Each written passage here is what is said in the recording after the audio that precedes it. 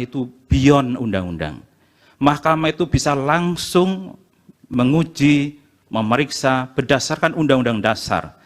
Tidak terlalu banyak pasal-pasal dalam undang-undang yang harus dipijak oleh mahkamah, kecuali sesuai sumpahnya adalah undang-undang dasar.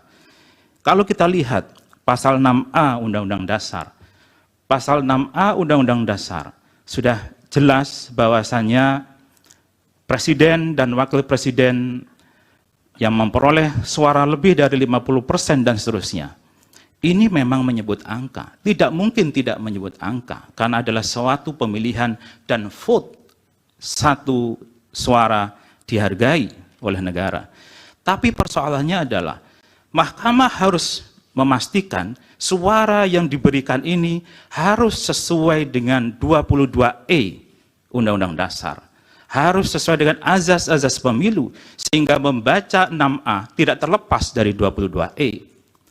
Boleh angka sebagai suatu perlombaan, suatu kontestasi untuk memperoleh sebanyak-banyaknya, tapi angka sebanyak-banyaknya itu harus diperoleh dari prinsip-prinsip yang mengalir dari pasal 22E ayat 1 Undang-Undang Dasar 45.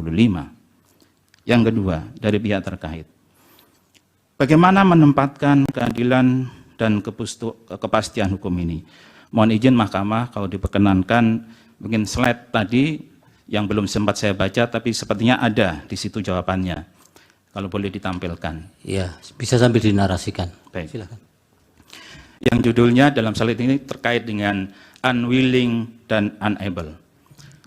Memang kepastian hukum itu menjadi sangat penting, apalagi dalam sebuah kontestasi. Azas yang berlaku di sini adalah ubi ius incertum, ibi ius nullum. Tidak ada kepastian hukum, maka tidak ada hukum. Dan memang benar, semuanya harus ada akhirnya. Litis finiri oportet.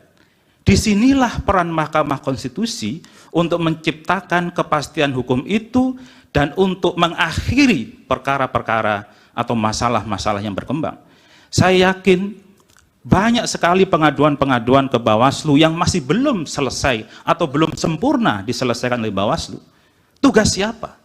Perkara harus selesai. Mahkamahlah tempat terakhir untuk menyelesaikannya. Kemudian dalam masalah ini tentunya mahkamah harus berpegang bahwasannya tidak ada lagi proses hukum yang dapat ditempuh untuk menilai kebenaran dan keadilan. Maka apakah hal semacam itu tidak dapat dibenarkan dan diterima, mahkamah akan memberikan atau menjustifikasi pelanggaran yang sangat serius dan mencederai konstitusi dan demokrasi. Inilah titik akhirnya yang harus mengakhiri semua perkara yang ada di tangan mahkamah. Yang lebih lanjut dari Pak Faris bahwa dasar wewenang yang ditanyakan. Mohon slide berikutnya. Di sini saya menulis soal judicial activism. Ini bukan perkara baru. Kita sudah sangat memahami bagaimana Mahkamah Konstitusi Republik Indonesia meletakkan judicial activism mulai 2008 terkait dengan election. Yang ingin saya sampaikan adalah hal-hal yang sebenarnya kosong, vakum di dalam undang-undang dan peraturan perundang-undangan diisi oleh Mahkamah Konstitusi. Mahkamah melakukan tafsir, yaitu apa di sini? Menurut saya adalah living constitution. Mahkamah tidak terbatas pada kata-kata yang ada dalam undang-undang, tapi berdasarkan undang-undang dasar, Mahkamah melakukan living constitution. Coba kita kembali kepada sejarah lahirnya mahkamah ini. Dalam kasus Marbury versus Madison, dalam Supreme Court Amerika. Ya, itu sudah pengetahuan umum yang, baik, yang dari Bawaslu dijawab. Baik. Yang berikutnya soal kepastian waktu, keadilan, bagaimana menempatkannya. Terkait ini yang mahkamah, semuanya ada constraint waktu. Mahkamah pun dibatasi 14 hari. Tapi dalam waktu 14 hari itulah keadilan harus ditemukannya. Tidak kemudian kita berargumentasi waktunya kurang sehingga keadilan diabaikan. Sehingga constraint waktu yang diberikan pada Bawaslu dalam penyelesaian misalnya dalam waktu sebelum 10 hari sejak pemungutan suara sudah harus ada putusan Bawaslu. Kalau tidak akan berguna putusan Bawaslu. Bawaslu tidak bisa memerintahkan PSU misalnya. Ada suatu TPS, bukan di pemakaman tapi di pemukiman. Ternyata pemilihnya adalah orang yang sudah meninggal.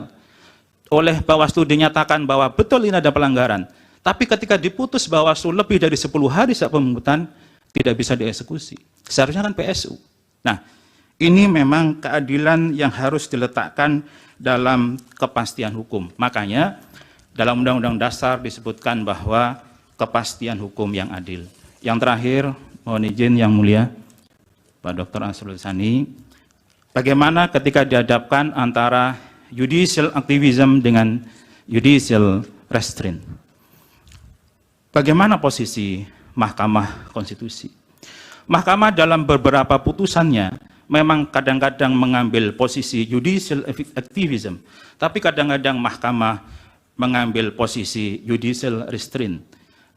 Saya pernah meneliti soal rasio desiden di Mahkamah ini, tapi dari sisi benang merahnya saya melihat Mahkamah Konstitusi berani melakukan judicial activism ketika terjadi tanda kutip kedaulatan hukum.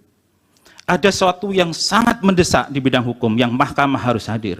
Misalnya, ada condition intolerable, kondisi yang tidak bisa ditolerir, sehingga kalau Mahkamah tidak memutus, maka penyelenggaraan suatu election akan mengalami pertentangan dengan pasal 22E. Itu yang diambil Mahkamah di kasus Jawa Timur 2008. Atau juga Mahkamah melihat bahwasannya telah terjadi pelanggaran persyaratan. Ada seorang WNA kemudian mencalonkan diri sebagai kepala daerah. Kalau Mahkamah tidak hadir, hanya mengandalkan bahwa prosesnya sudah selesai, seharusnya Bawaslu dan KPU menyelesaikan di tingkat bawah, tetapi tidak jalan, Mahkamah hadir untuk memutus bahwa diskualifikasi. Tidak mungkin kepala daerah itu warga negara asing. Tidak mungkin kepala daerah itu belum waktu 5 tahun setelah dipidana, kemudian menjadi kepala daerah. Tidak mungkin kepala daerah ketika hukumnya masih lama, mantan terpidana. Ini Mahkamah hadir dalam posisi-posisi yang intolerable. Ya, Pak, Anda cukup. Terima kasih. Ya. Baik,